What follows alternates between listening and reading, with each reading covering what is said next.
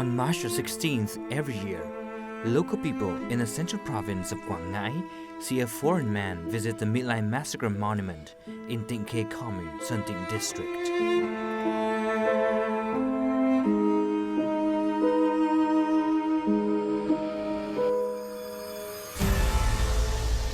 Exactly on that day in 1968, U.S. Army troops massacred as many as 504 Vietnamese civilians, many of them children.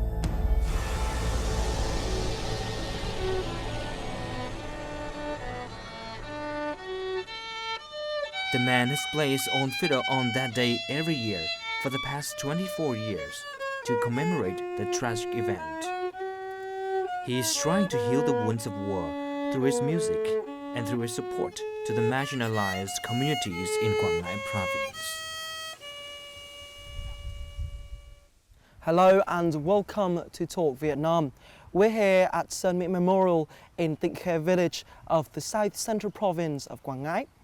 In 1968, this area witnessed one of the worst atrocities in the American War in Vietnam.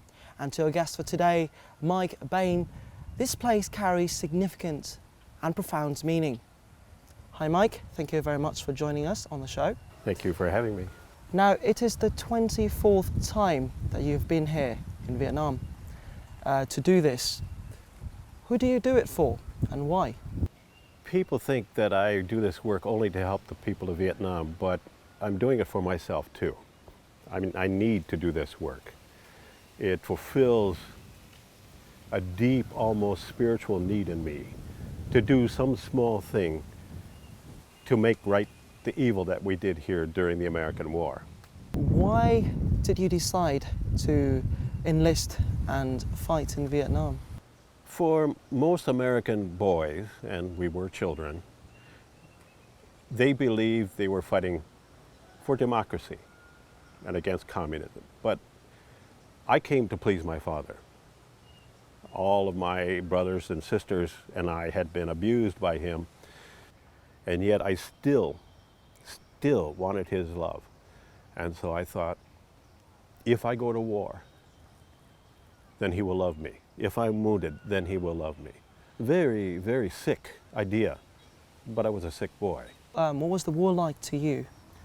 I was very lucky. I worked in an office.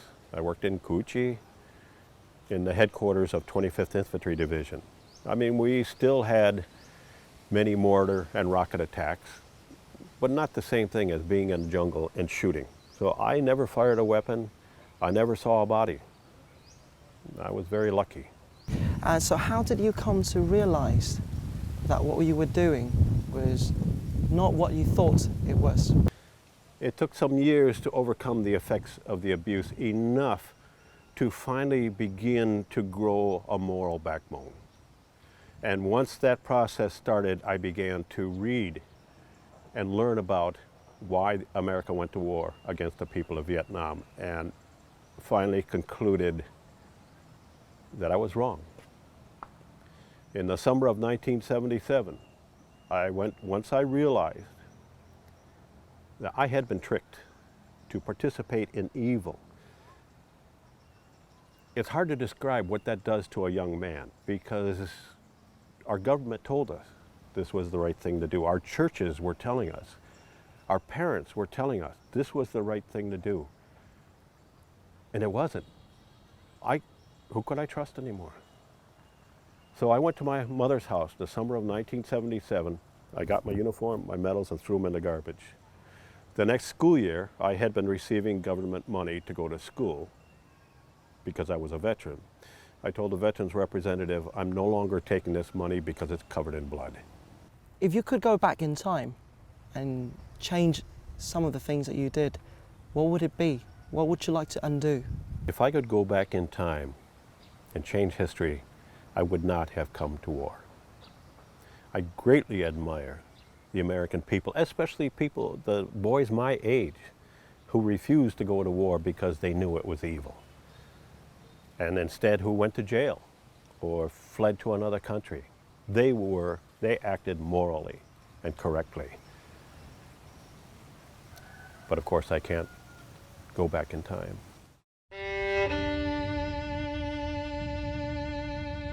Mike Boehm is the eldest of 7 abused children from Madison City of the U.S. state of Wisconsin.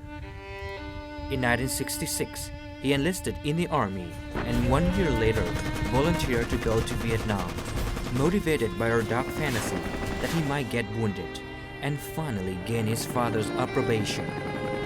During the war, Boehm has a desk job in a division headquarters at Củ Chi. He drifted through his year and a half in Vietnam during the war and returned home nearly unaffected physically, but with incurable wounds in his heart and mind. In 1977, Boehm's troubled, long-simmering thoughts about the war finally erupted. He realized that the Vietnam War was not an aberration. One day that summer, he went to his mother's attic, where his medals were stored, and threw them in the garbage.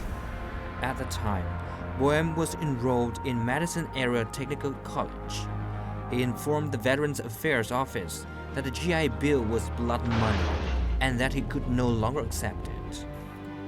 In the mid-80s, Boehm sought solitude and moved to a shack in rural Wisconsin without electricity. He learned carpentry and made a living renovating houses, but at times he struggled to contain his anger.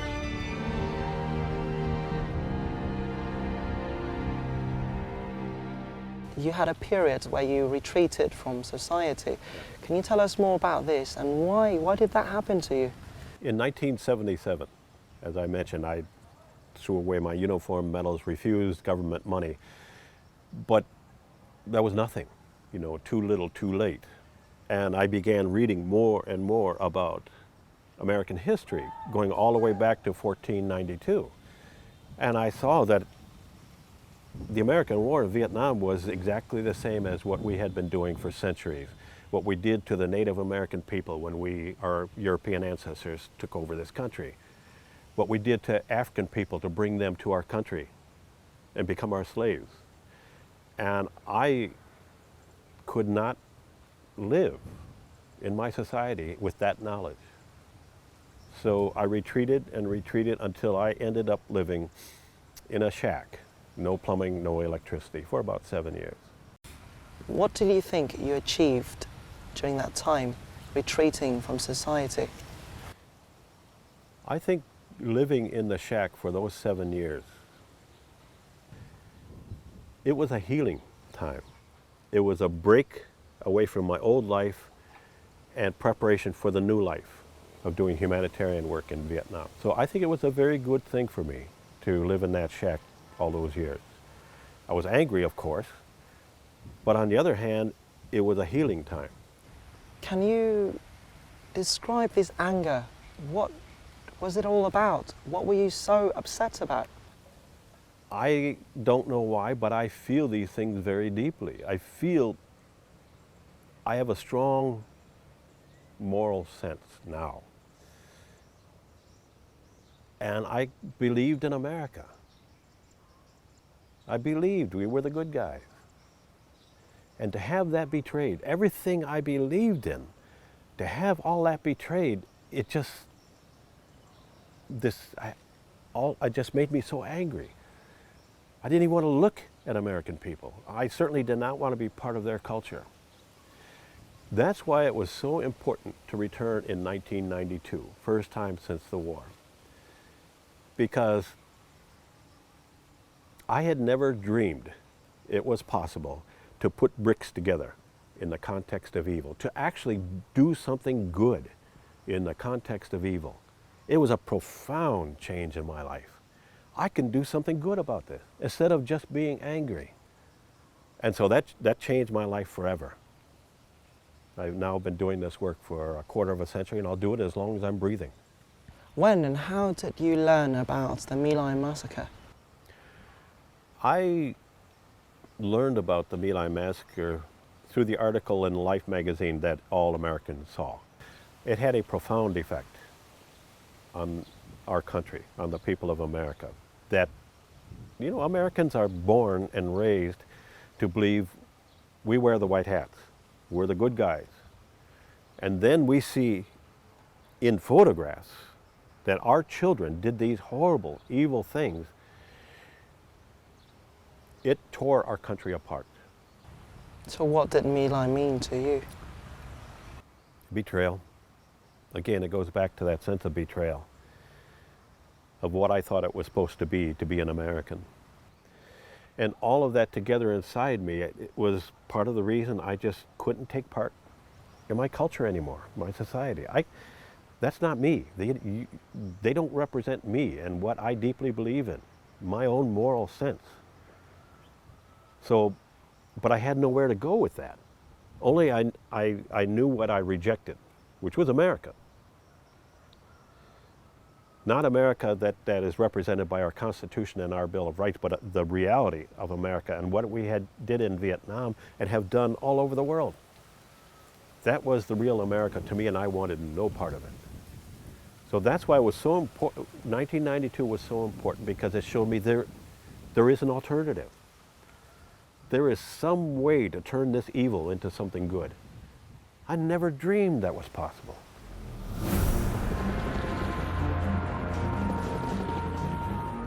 On the morning of March the 16th, 1968, more than 20 members of Charlie Company, 11th Light Infantry Brigade, American Division, U.S. Army, entered the hamlet of Tu Cuong in the village of Sơn Mỹ on the coast of central Vietnam. Inside Tu Cuong, the company encountered no enemy forces, no opposing fire of any kind. Its only casualty was self-inflicted. Nevertheless, in the course of 3 hours, 504 residents of the hamlet lay dead.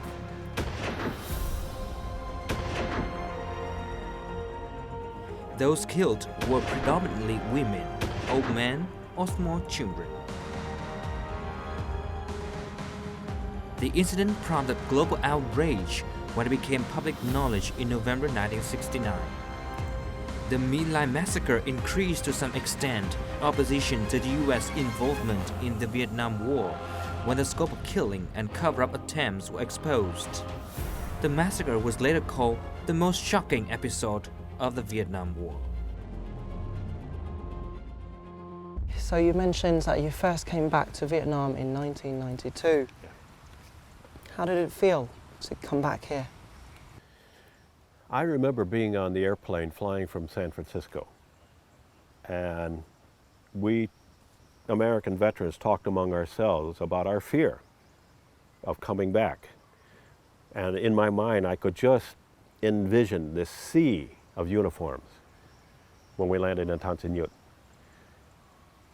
And what would they do to us when they found out we were former American soldiers? And so we landed, and sure enough, customs, police, security people all over the place. One of the Americans had lost his leg during the war, and he came in on crutches. One of the security people came, escorted him to the front of the line. And that's when I thought, okay, it's going to be okay. So I was afraid coming back that first time. And it took me years to realize that even though I saw the smiling people of Vietnam, that the hatred was still there, that they did not forgive us, but that somehow the people of Vietnam have been able to put that away somewhere so that it does not interfere with future relations with former enemies. It's beyond my imagination how a people could do that. It's amazing to me. It's a level of maturity I don't have. What did that first trip back to Vietnam in 1992 mean to you? Well, I was driven to do it, but only vague ideas of what it meant. And that was to come and help build this medical clinic. You know, I didn't come here for my healing, as so many Americans do come back to Vietnam for. No, I came to help build something. But I didn't know what the impact of that building meant. At the same time, I was having a lot of emotional problems. There was just something about standing on this soil and knowing what we did, killing millions of people, all of that death and all of that destruction. I was in constant emotional turmoil, lashing out, anger with people around me, crying I didn't know why I was crying. Finally, one night, I was laying in bed, not able to sleep, and what rose out of me, out of kind of that emotional confusion, was go to My Lai. Because by that point in my life, My Lai had come to symbolize the whole war. This wasn't the atrocity. The whole war was the atrocity. In 1992, while traveling in Vietnam, my boom stopped at My Lai. In front of a statue depicting the angry and defiant Vietnamese, he was so emotional that he took his violin out and played a tune of farewell and rest in peace.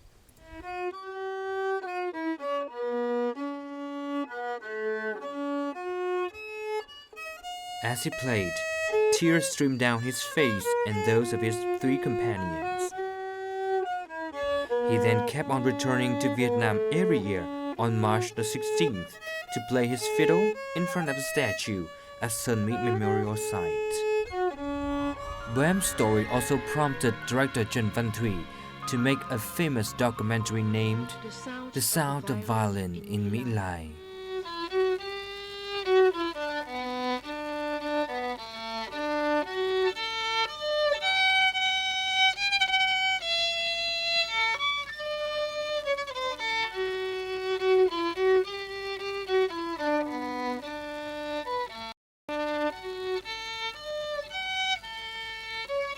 The music that I play, although I am not very skilled, comes from my heart. And it expresses my feelings and my emotions more than words ever could. So why is it that you chose music as your expression? Again, I had just started learning to play the fiddle only 3 years before. I found that fiddle in the trash when I was 40 years old and learned how to play by myself. So I thought, well, I'll bring it to Vietnam. Maybe it will be fun. And so I didn't play it for fun. I'm glad I had it with me so that when all this came up inside me that night, that I had my violin with me, and then I could go to My Lai and play it. But I had no intention when I left America to play my violin anywhere except for, the workers.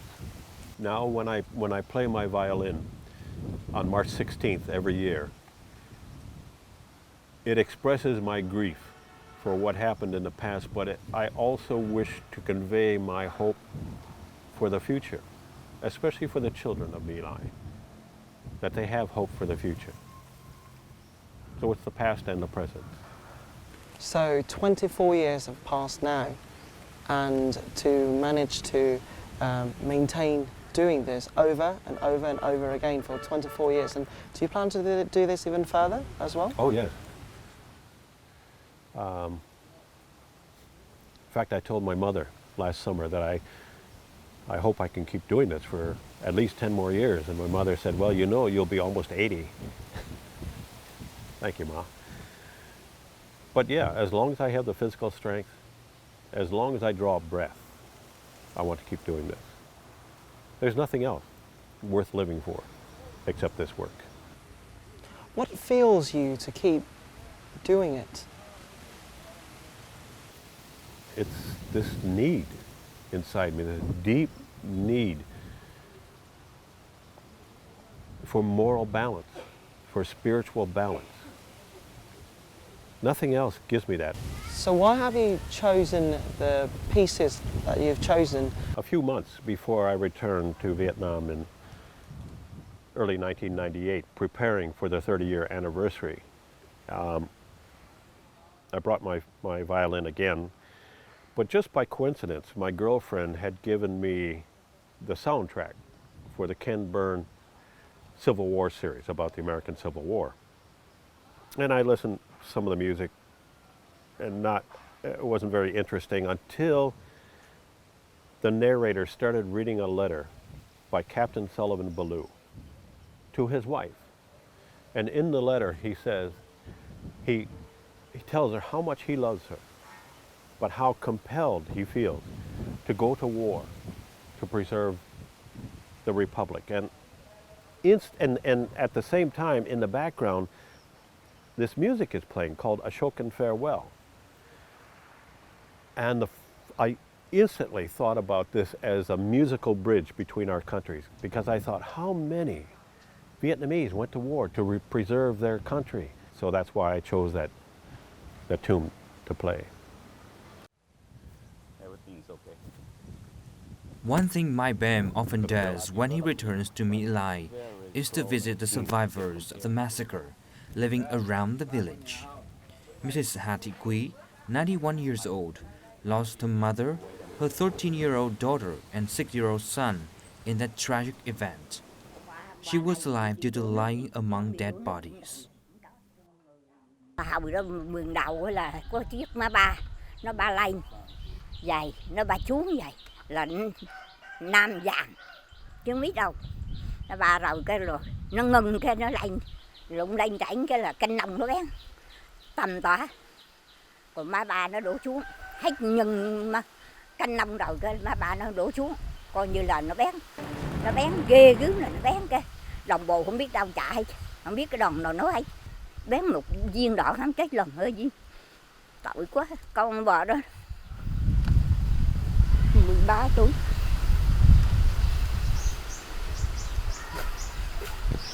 Tội lắm con à. Nó ra kia lưng ghế kia rồi. Thót ruột rồi. For Mrs. Phung Thị Phó, who was the only one alive in a family of 10, the disastrous event was as if it just happened yesterday. Nhớ lại cái hồi đó tôi bật khổ mà tôi sợ quá. Thấy ngồi trên má ba đặng mũ, rồi nó xỉa cái súng xuống dậy này. Thế ăn đồ mà đi ra đằng ăn không thì nó bén xuống liền. Ngồi đó bà đơn đây bà ngồi dừ bên dậy là má ba nó thốt xuống dậy này. Có bụi trai dài ngang ví dụ cái cây vậy nó quọt trụ lưới hết không còn gì hết chứ. Quọt hết cái xuống con trống người ra con nó bén người. Cho nên không trống được hết. Mỹ nó đổ quân nó bén rồi là nó đi lên rồi mình mới chạy về là mới biết là vô đây mới biết mẹ chết, em chết, cháu chết. Hearing all those heartbreaking memories, Mike Bam finds himself more determined to heal the wounds of war. So, what impact have these meetings of yours had on your activities, fundraising activities in Vietnam? Well, it's had quite an emotional impact on me. I mean, after 24 years, I carry a lot of that inside me now. So it's difficult for me emotionally, but it is also just continues to strengthen my commitment to helping the people. So how did you first start to get involved in activities, in charity activities? Well, when I got involved with charity activities by coming back in 1992. And then by chance, by the end of 1992, only a few months later, I and some others received this proposal to start this microcredit program for the poor women of My Lai. And then once we started this program, then other organizations learned about me and Madison Quakers Inc., and we started receiving more proposals. For example, when VAVA was formed in 2005, I think, we began working with them, helping victims of Agent Orange. So what challenges have you experienced in your work? I think almost everything has been a challenge. I had never spoken in public before until I started doing this work. I had never done fundraising, asked people for money. It's very hard. And then to continue to stay strong and keep traveling and keep meeting with people even though people were rejecting these projects. That's one of the biggest challenges. To keep my own personal strength was a challenge. Here in Vietnam, of course, the challenge is paperwork. But I am so lucky that I have met Phan Van Do. We would have failed. I would have failed right from the very beginning without this man. So where's the friendship between you and Dawn now? It's closer than friendship. We have weathered a lot of storms together, not only with the work, but but between ourselves, because we come from two radically different cultures. And so we hurt each other badly for many years. We angered each other badly for many years. But we have always clung to the higher purpose, working to help the poor and for peace between our countries. Never considered walking away from each other. And now, of course, those years are behind us. But people have known us all these years say we act more and more like an old married couple. Aside from my mother, there was one man in Madison and Doe who are the two most important people in my life. Some years ago when we were going to travel to Dalat to attend his son's wedding, I was part of the planning. They just assumed I'm family. And I mentioned this, and Juan, his brother-in-law, said, "Of course you're family. If I fall down, you pick me up. If you fall down, I pick you up." My own family has never said anything like that to me. So there has been that kind of intimacy that I don't feel I've earned, but I'm still given. As I've mentioned before, I need this work. He makes it happen. So in a way, he carries my soul in his hand.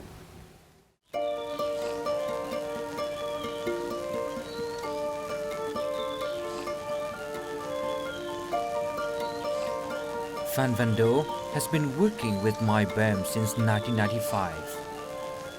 For more than 20 years, he has been the representative of Madison Quakers in Vietnam and also My Bam's best friend. Ban đầu thì tôi cũng không hiểu được là Mai cái hoàn cảnh như thế nào.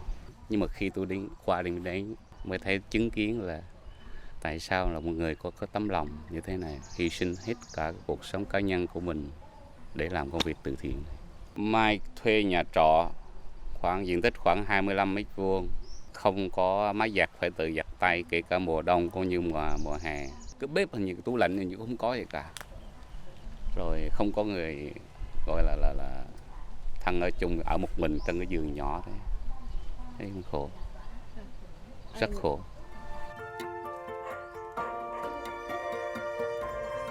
Ban đầu tôi làm việc trong mấy này đó là cái dự án là tình nguyện, nhưng mà tôi không ngờ là trên những giai đoạn sau là càng gắn bó thêm với anh Mai, và anh Mai cũng không ngờ là chúng tôi là gắn bó làm việc chung với nhau lâu như thế.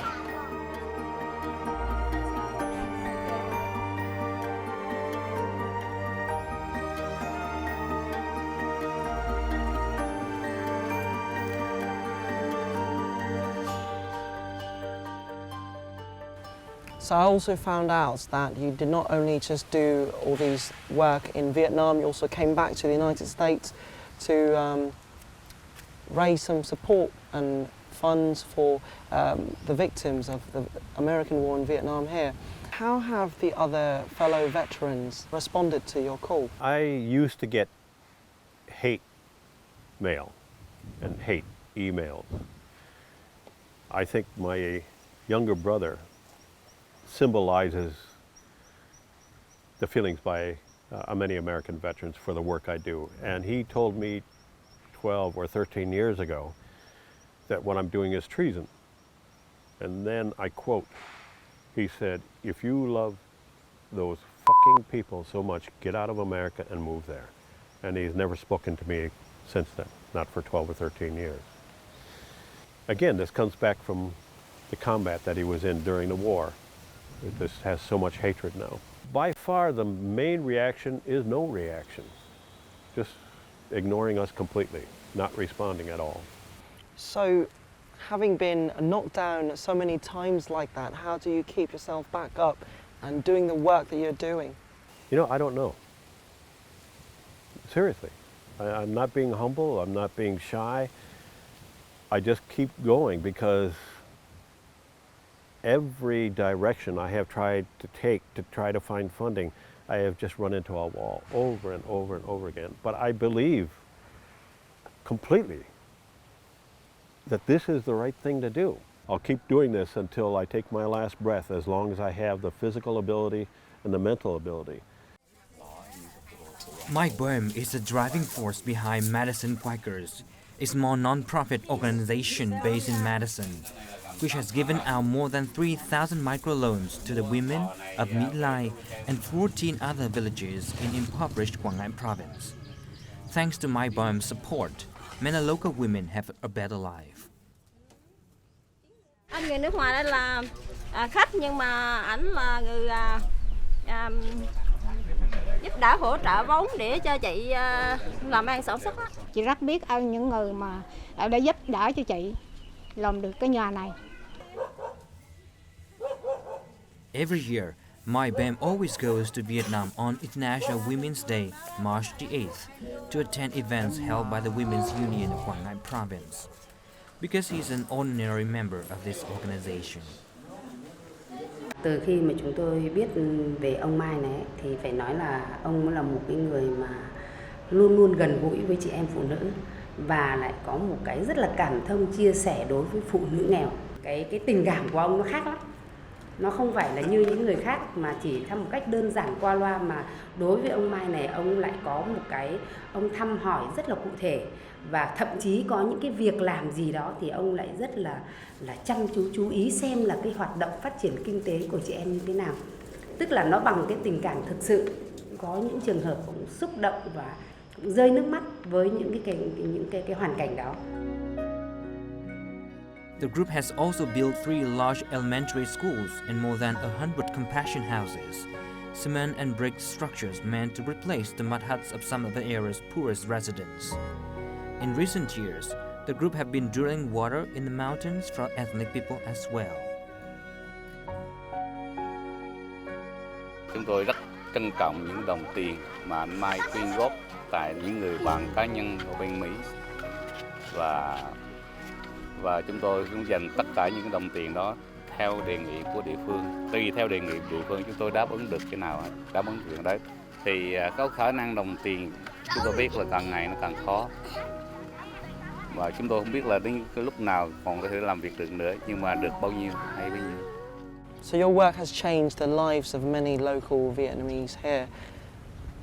Have you met them? And what were the meetings like? I have another story. In 2002, we funded a microcredit program in the village of Trung Cang. And whenever, especially if I'm here, Doe and I are back in that village as soon as possible to meet some of the women who have received loans. One of the women we met was Mrs. Phạm Thị Hương. And she took us out to her cow pen to show us the cow she had bought with her loan and had already had artificially inseminated, so that when the cow was born and weaned, she could sell the calf, pay off the loan, and then she have the cow bred again. She's on a roll. She has a sustainable business. A few days before we came up, Doe advised me that this village had also suffered a massacre.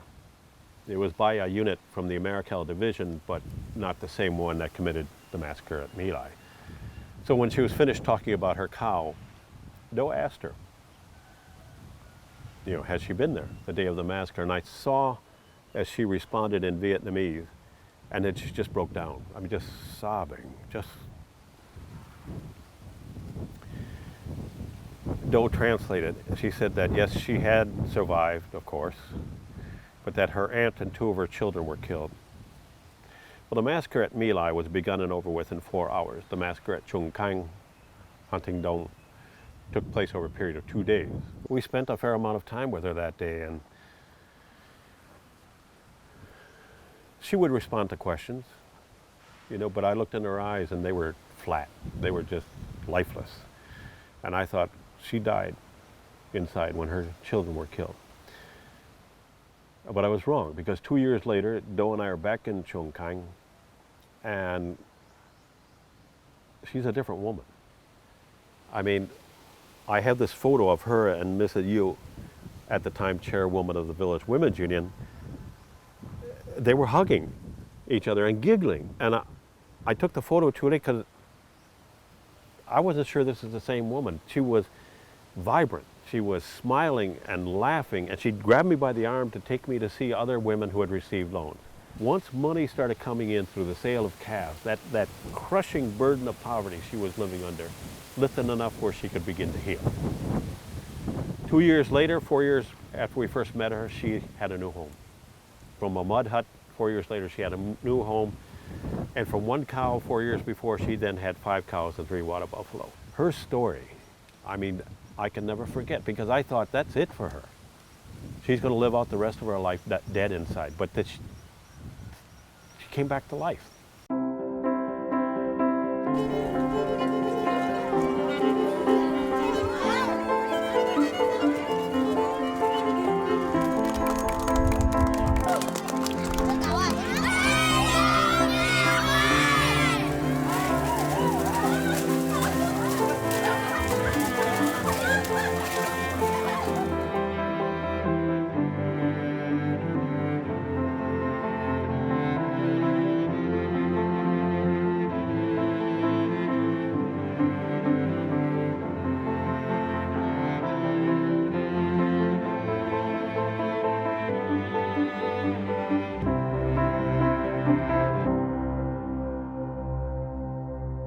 So what does it mean for you to see that your efforts to help all these people have paid off for them? I just keep thinking it's not enough. I should be doing more. What message would you like to send through your missions and the activities you have done over the past 24 years? Well, for the message I'd like to send to the American people, it's never too late to help. That while the bombs have stopped dropping and the bullets have stopped flying, the war is not over. And certainly our responsibility is not over. So your violin melodies have been an irreplaceable part of the ceremonies done here over the past 24 years. And also your work here has changed the lives of so many people. How would you feel if you could no longer do it anymore? If I couldn't play the violin anymore, that would make me sad. But if I couldn't do this work anymore, that would be devastating. That would be the end of my life.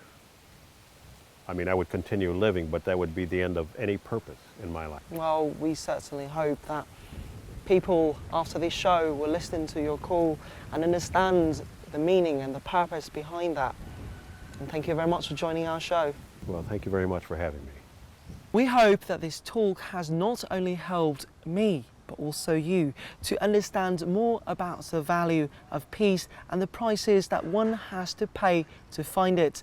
The peace I'm talking about is not only international peace, but also the peace of mind.